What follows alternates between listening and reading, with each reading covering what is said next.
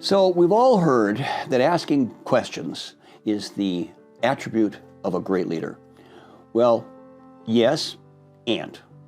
It's really the quality of the questions that we ask. There's really two kinds of questions. Questions of inquiry, which are questions to actually get information, and questions of advocacy, which are actually a statement about something that we're telling people, and we do it in the form of a question. Good example. A long time ago, my son went to prom, had a curfew, and missed the curfew.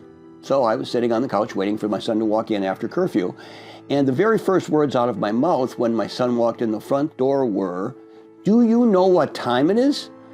Now, do you really think I cared what time it was? No. What I was trying to say is, you're late and you're in trouble. And I did it in the form of a question. Now, why are questions of advocacy not the way to go? Well, because it's impossible to answer a question of advocacy correctly. So I asked my son, "Do you know what time it is?" If he answers with, "Yeah, it's about 1:30.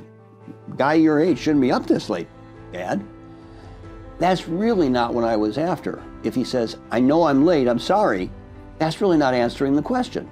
So it's a trap. And in fact, when you ask people a question of advocacy, their internal response is invariably going to be annoyance, which doesn't help the process. So the better kind of question to ask is what we call a question of inquiry, which is a question that's actually designed to elicit information.